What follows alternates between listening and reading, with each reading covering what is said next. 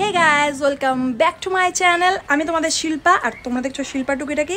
হ্যাঁ, আজকে এরকম সাজে দেখছো কারণ আমি এখন যাচ্ছি শ্যুটে। এখন 9টা বেজে পার হয়ে গেছে, কিন্তু আমি রেডি হচ্ছি অনেক সকাল থেকে, কারণ আমার একটু রেডি হতে টাইম লাগে।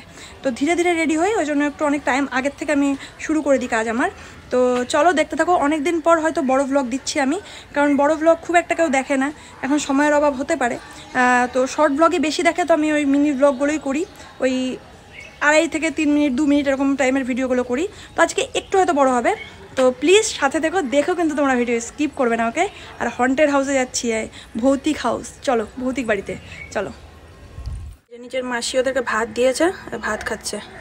খাক, ওরা খেলে মনে হয় অনেকটা শান্তি লাগে যে খেলো। নষ্ট না করে ভাত মনে হয় সবাইকে দিয়ে দেওয়া উচিত, এরকম করে পশু পাখিদেরকে। যাদের ভাত নষ্ট হয়ে যায় তারা প্লিজ ড্রেনে টেনে ফেলো না, দিয়ে দিও, পশু পাখিরা খেতে পারে। তো আর একটা কথা তোমাদেরকে বলি, যাদের ধরো বাড়িতে খাবার বেঁচে যাচ্ছে, ভাত বা যে কোনো সবজি বা কিছুই বেঁচে যাচ্ছে, তো প্লিজ তোমরা ড্রেনে ফেলো না। আমি অনেককে দেখেছি ড্রেনে ফেলে দাও, অনেককে নোংরাই ফেলে দাও। তো প্লিজ সেখানে ফেলো না, কারণ আমরা খেতে পারছি না, ঠিক আছে, সেই অবশিষ্ট খাবারটা তোমরা পরিষ্কার জায়গায় একটু রাখো বা পরিষ্কার জায়গায় দাও, যেন কাক পাখি কুকুর বিড়াল খেতে পারে। তো এইটুকু হেল্প করে দিও তাদের। তো এই যে আমার আজকে রবীন্দ্রসঙ্গীত গানের লুকটা এরকম রেখেছি, খোপা করেছি, আর এই যে শাড়ি পরেছি হ্যান্ডলুম, কারণ ওই ব্যাকগ্রাউন্ডের সাথে যাবে। আমি যেখানে যাচ্ছি আজকে হন্টেড হাউস বলছো ওরা, আমি দেখিনি, ফটোগ্রাফার দেখেছে, তো ওর ভরসায় যাচ্ছি আজকে। তো ওখানে গিয়ে একদম ব্যাকগ্রাউন্ডটা দেখবো আর তোমাদেরকেও দেখাবো, তোমরা কিন্তু সাথে থাকবে। তখন থেকে যে হাঁচি মারা শুরু করেছি আমি, মানে আমার মেকআপটাই না, একদম হাঁচি মারতে মারতে চোখ টোক দিয়ে জল বেরিয়ে একেকার। ওই সকাল সকাল উঠেছি, আমার ঠান্ডা লেগেছে, মানে আমার ঠান্ডা যেহেতু অ্যালার্জি প্রবলেমটা শুরু হয়ে গেছে। আগের দিন রাত্রে মা গেছিলো হচ্ছে কাজে, তো সেখান থেকে ফেরার পথে গাঁদা ফুলের গাছ, তারপরে চন্দ্রমল্লিকার গাছ নিয়ে এসেছিলো, সেটা কিন্তু আমরা লাগিয়ে দিয়েছি সঙ্গে সঙ্গে। চলে এসেছে, গাড়ি রাখলো আমাদের বাড়িতেই। তো এখান থেকে সবাই মিলে টোটোতে করে যাবো, ওই জন্য মনে হয় ফোন কেটে দিচ্ছে। আছে, টোটোটা তো বের করে রেখেছে। দেখো কি কি করতে হয় শুটে গেলে, মানে কি কি করতে হয়।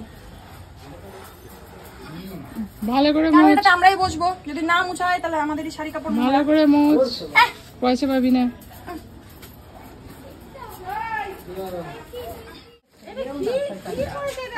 দাদাটা কি করেছে না গো, যে চালা কি আবার টাইল ছিল এরকমের ঢিলা হয়ে যাচ্ছে। হ্যাঁ, কি হ্যালো দেখতে ভাই হচ্ছে পিছনে রাস্তাটা ভালো লাগছে না ভাই। দেখ হ্যাঁ ভাইজাগ গেছিলাম তোমরা,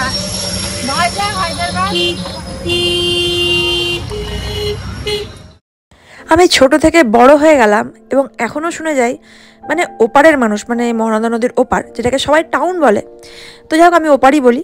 ওপারের মানুষজন বলতে শুনেছি সবসময় যে তোদের মঙ্গলবাড়ি তো গ্রাম, তোদের মঙ্গলবাড়ি তো গাইয়া জায়গা, তোদের মঙ্গলবাড়িতে আছেটা কি। দাঁড়াও, এবার বলছি আছেটা কি। আমাদের মঙ্গলবাড়ি অনেক বেশি শান্ত পরিবেশ, যেখানে খোলা বাতাস, শুদ্ধ বাতাস এখনও বয়েছে, চারিদিকে সুন্দর পরিবেশ, গাছগাছালিতে ভরা, মানে গায়ে গায়ে লেগে লেগে আর বাড়িঘর এখানে তৈরি হয়নি এখনও প্রচুর জায়গা ফাঁকা পড়ে রয়েছে, প্রচুর জায়গা গাছগাছালিতে ভরা, এবং এখানে প্রত্যেকটা বাড়িতেই কিন্তু গাছ রয়েছে। আর আমাদের মঙ্গলবাড়ির বেশিরভাগ বাড়িতে কিন্তু উঠান রয়েছে, আর উঠান ভরে গাছ রয়েছে, প্রচুর জায়গা নিয়ে বাড়ি, সেটা কিন্তু ওপারে অনেক বাড়িতেই নেই। যেমন নারায়ণপুরের দিকেই রয়েছে silk factory, Horlicks factory, aluminium factory, paper mill রয়েছে, গীতা ম্যাঙ্গো ফ্যাক্টরি রয়েছে, সবকিছু কিন্তু আমাদের মঙ্গলবাড়ি, নারায়ণপুর এইসব সাইডেই রয়েছে। আর শাহাপুরে রয়েছে বড় বড় রিসর্ট। হাই মাগো, তুই যত চিৎকার করছিস, দাঁড়াও দাঁড়াও, পড়ে গেল। দেখো মাটির রাস্তা পুরো, মানে ধরে থাকছি। হ্যাঁ হ্যাঁ ধরে থাকছি, না না আমি ঠিক আছে, আমি ধরে আছি। টোটোতে পড়ে যদি যাই, টোটোতে ঝুলবো আমরা, হাত ধরে নিস আমার ভাই। হন্টেড হাউস, আমার ভিডিও দিও না, আমার চেহারা দেখে কোনো যাব না, চিনিয়েছি ভিডিও।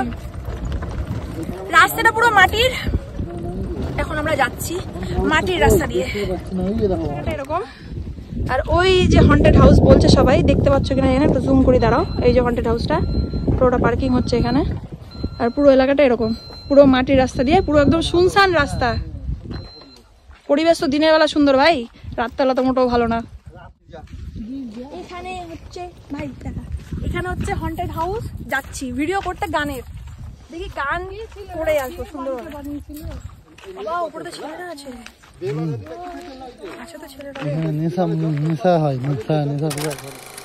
পুরো হন্টেড হাউসের বাইরেটা এরকম, সামনে নদী, এই যে এত বড় বাড়ি ফেলে রেখে দিয়েছে ভাই।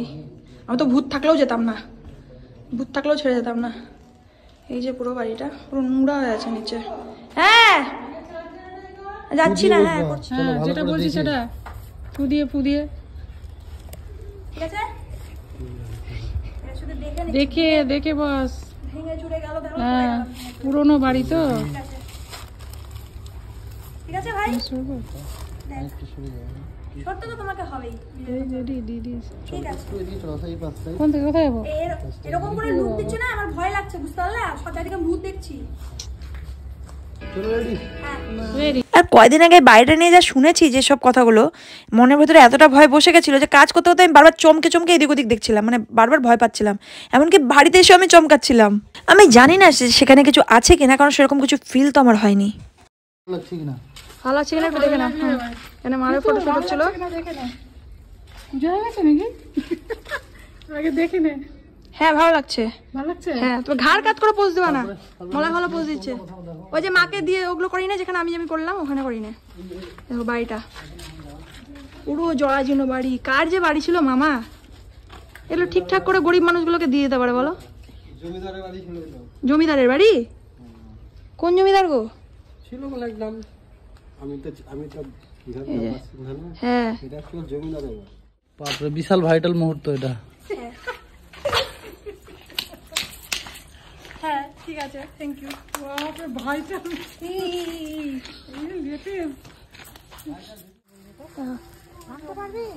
ভাঙতে পার, কিছু কাটারি ফাটারি নিয়ে এসো, হাত না কেটে যায় দেখে, আবার হাত না কেটে যায়।